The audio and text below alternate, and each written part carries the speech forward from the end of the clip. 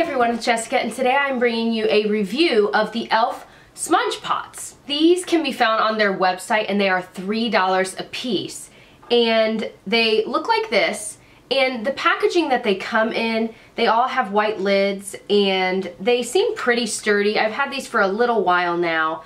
And I've traveled with some of these and they've kind of withstood the test of travel, which is always my biggest indicator packaging wise if it's well made enough to last for a long time. The texture of these smudge pots is very whipped, and the more I've used it, the more I've realized that these are a lot softer than the MAC paint pots and the Maybelline Color Tattoos. Any of those types of cream shadows are a lot more dense, and you have to rub it to get a little bit on your finger, whereas with this, you can almost, I mean, you can rub to get some out, but you can almost dig it out as well. So it's a lot softer than other cream shadows that I've used. The way that these are meant to be used is either on their own, just as like an all-over wash of color, which is what I did today on mine. You can also use them as a primer underneath shadow, which is typically how I would use a cream shadow, especially with these, or any other thing like that. They are meant to hold on to the shadow to add a little bit of color, but the idea is that they don't move, that they don't budge all day. Now, what I've noticed with these, they have 9 different shades on their website, and I'm staring at them right now. e.l.f. sent me all of them. I ended up giving away the rest of them, but the ones that I have left are just the lighter colors, because that's usually what I go for when I'm using a cream shadow, because like I said, I usually use them as a primer. The ones that I still have are Back to Basics, which is this really pretty kind of bronze color. I also have Ain't That Sweet, which is a really light pink color, and it reminds me of the MAC paint pot in Let's Skate, although it's not as glittery as that. I also have Pearls of Wisdom, which is this really silvery white shade, a very pure white color.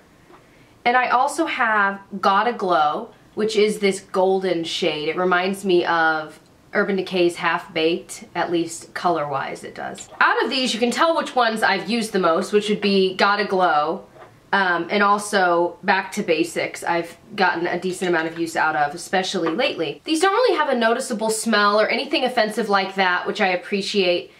The pigmentation on these, when you swatch them, they look absolutely stunning. However, you notice as you start to blend it out that they begin to look a lot less pigmented, and that is the one con that I found with these, is that when I'm applying it with my fingers, which I would prefer to for a cream shadow, I've noticed that they just sheer out so much. No matter, like I today layered on like 4 layers of the Gotta Glow, and it didn't really, I mean, in person it looks a little bit more pigmented than on camera because the lighting kind of washes me out here, but it isn't as stark as I would prefer, especially with the gold shade.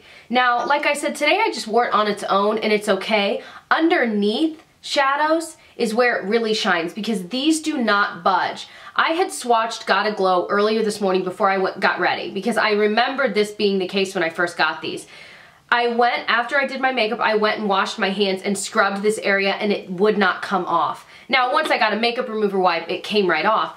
But what I love is the staying power of these shadows. It really is incredible. So, although I wouldn't necessarily recommend it for just all over because I really don't know that it's necessarily pigmented enough just for that, I would recommend them as a primer because they really do hold on to any shadow you put on top of it. All of these do a great job. I would recommend the white one, Pearls of Wisdom, for if you're doing a bright look, like bright colors. This white underneath those bright colors is gonna really make them pop. It's kind of the same with nail polish. If you put a white nail polish on and then you just put like an opaque glitter top coat, that glitter is gonna pop just that much more because of the white base underneath it. So the same holds true for cream shadow. So that's how I would recommend using the white one. Like I said, when you apply it with your fingers, it really does sheer out a lot, even when you're packing it on after letting it dry and putting more on, and letting it dry and putting more on. It really does sheer out. However, the one brush that I found that does a really good job of packing it on if you want to keep it that opaque color is the e.l.f. flat eyeliner brush. And this is just a brush that's synthetic, really almost rubbery feeling. But it does a great job with cream products, especially their smudge pots, because you can pick up a lot of the color and you can really, really get it all over the lid and let it dry that way. And it's a lot thicker, it's a lot more opaque. So that's kind of how I've found, that's like the way I've found to work around the fact that it shears out with my fingers. Now, if you're someone that's looking for a cream shadow that is pretty sheer, that's just a nice light wash of color, you will love these. But if you are looking for something that's like shockingly pigmented and goes on exactly the way it swatches, you might not love these as much. When you wear it all day, I haven't noticed any weird feeling like as you're wearing it. It doesn't feel sticky. It dries almost as if it's a powder. I mean, it just dries down and it stays. And you don't feel it. It doesn't feel sticky. I have not noticed any creasing with it. And that's another big thing with some cream shadows. They just crease like crazy and they look really gross.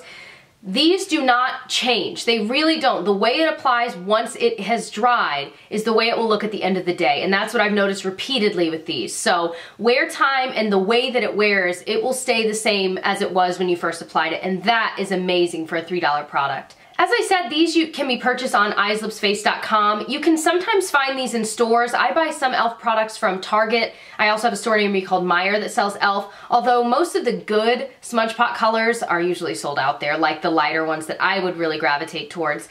Online, the one downside of ordering online is that you usually will have to pay for shipping, but e.l.f. almost always has some sort of deal where, like, if you spend $25, you can get free shipping or, you know, all kinds of things like that. I will have a link for e.l.f. coupons below because they change so often. This link will always give you the most updated ones. Overall, my rating, the pros would be that they're inexpensive, there's a pretty decent color range, and they goes to a lot of darker colors. So if you're into that, definitely check on their site so you can see they've got like a deep purple and a deep blue and lots of other crazier and more fun colors. I think that the wear time is absolutely amazing. The one con I would say is just that it really is sheer when you apply it with your fingers, which is how I would prefer to apply it. But like I said, there are ways to work around that. And this brush is, I think, $3 on their website as well. So, I mean, absolutely amazing. If you're interested in more e.l.f. products or more e.l.f. ideas of products that are really good and maybe some e.l.f. products that really aren't so good, I'll link my past e.l.f. videos. I've done quite a few on my channel because I love e.l.f. And although I own a decent amount of high-end, I always find myself going back to e.l.f. because they're just, for the price, you can't beat it. They really do sell some amazing products. So if you're interested in learning a little more about e.l.f. or maybe what products to avoid, because there are some that really are no good, and some products that are absolutely amazing that I rave about, I'll put those links below. If you're interested, please subscribe for more reviews, and I'll catch you guys soon. Bye!